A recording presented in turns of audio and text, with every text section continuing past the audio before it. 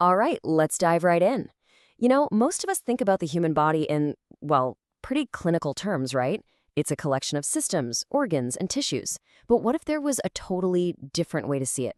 A language that saw the body not as a machine, but as a poem. And I mean, really, just pause and think about that for a second. What if every part of you had a deeper, more resonant meaning, all part of its own unique language? Well, for the Arreqqana people, this isn't just a philosophical question.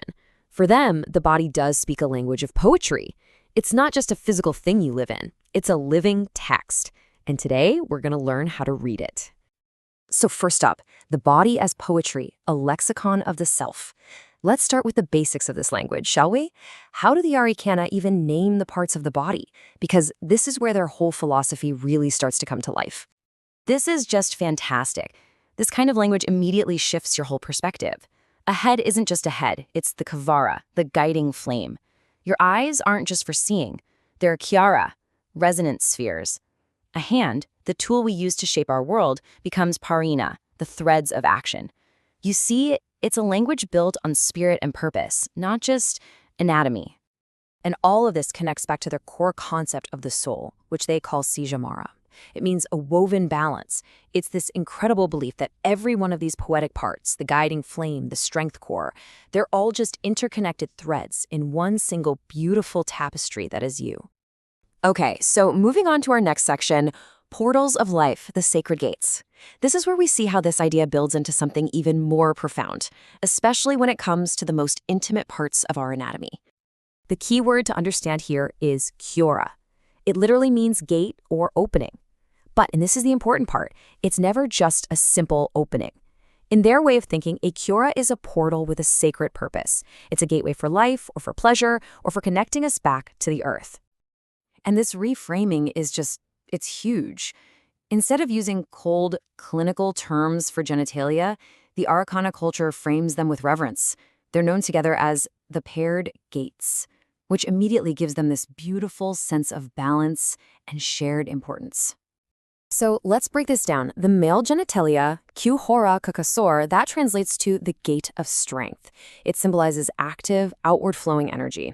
Then you have the femur genitalia, Q-hora konedra, which is the gate of blood. It represents receptive, inward energy, something connected to cycles, like the moon. The crucial thing here is that this isn't about a hierarchy. It's about complementary forces working together. And this proverb just, wow, it perfectly captures that whole philosophy. It's a dance of energies, right? Strength seeks, softness receives. Together, they weave the living thread. It's just beautiful. All right, now we're going to dive into what I think is maybe the most powerful example of this entire worldview. It's where a simple biological fact gets completely transformed into a deep spiritual teaching. Biology meets spirituality. The 3 gates. 3. Just let that number sit there for a second. What on earth could it represent? In modern biology, we know that people who are assigned female at birth have 3 distinct external openings right there in their pelvic region.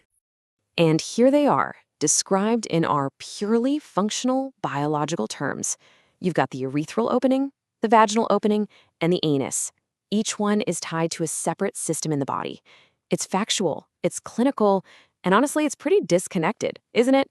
It's just anatomy with no deeper story. This is where the Arreqqana perspective just completely flips the script. It takes that exact same biological fact, the number 3, and asks this profound question. What if there's more to the story here? What if these aren't just openings? And here is their absolutely incredible answer. For the Arreqqana, these are the 3 gates of life. The exact same anatomy is completely transformed.